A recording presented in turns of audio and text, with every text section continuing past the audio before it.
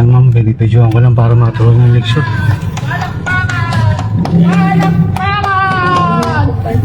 A few moments later. So ito mga boss, nagtrending na tricycle boy na tinatawag na si Boy Palakpak ay humarap na ito sa LTO. Kung saan ngay ang tricycle na ginamit nito ay na-impound na at napag-alaman din ang lisensya nito ay expired.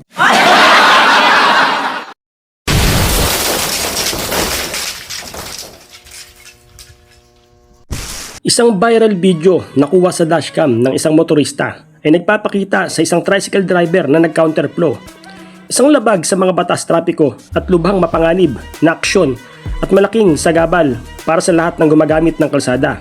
Ang driver ay may kitang tila nangaasar pa sa nakasulubong niya sa traffic na siyang may-ari ng dashcam.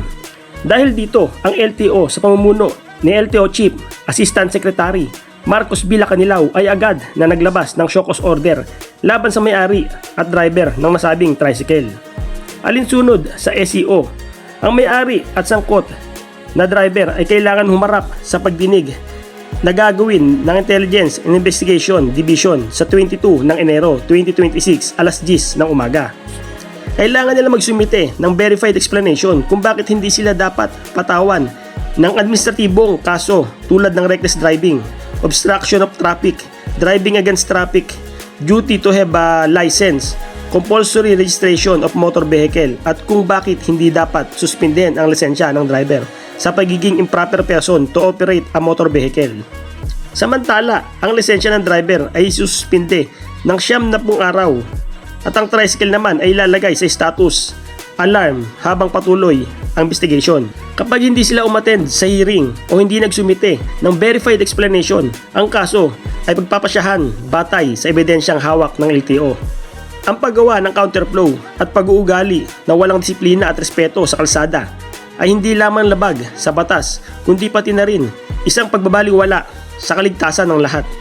Hindi tayo papayag na magkaroon ng mga driver na ituturing na biro ang mga batas trapiko at nangaasar pa sa ibang mga gumagamit ng kalsada.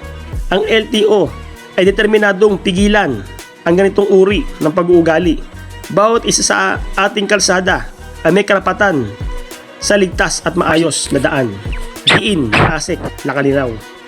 Ito nga mga idol ang naging pahayag ng LTO sa nag-viral na si Boy Palakpak mga idol.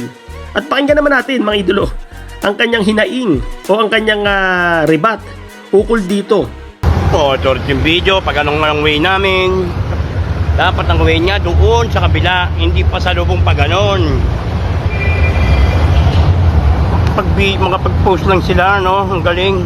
Pero yung taong sinira nila, hindi nila alam kung anong epekto. Dapat doon sa kabila, di ba? Ayun, doon. Dapat ang way niya, hindi rito. Dahil dito kami.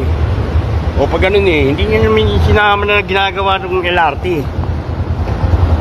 Basta na video niya ako, okay na. Hindi naman po talaga counterflow yun kasi po, kung counterflow po yun, siya po dapat yung counterflow kasi pag sa ganung oras po, two-way po yun kasi ginagawa po yung LRT ron. Pero ang way niya po, papunta ng stoplight, hindi naman po papunta ng EDSA. Bali siya dapat yung counterflow. Nasa gilid na nga ako. Ang ginawa niya po kasi noon, bumaba siya ng sasakyan. Lumapit sa akin. Pero hindi niya lang siguro tinuloy kung na sasaktan niya ako, ano. Eh di syempre, nung pagbalik niya sa sasakyan, nakita ko, hawak niya ng cellphone niya, hindi naman dashcam, di ba sir? Naka ano? Phone talaga yun. Oo, eh di syempre, doon po ako na ano, kaya aminado naman po ako dirty finger ako sa kanya. Tapos, yun, palakpakan, parang yun na lang po naging ano ko sa kanya, nasar ko na lang siya. Yun po talagang totoo, tapos hindi ako counterflow doon, kaso kung hindi ko lang nagustuhan, bakit siya nag-post sang gano'n na hindi naman totoo yung ano, ba't hindi niya pinost na yung ginawa niya? O di siyempre, naging epekto sa akin nun.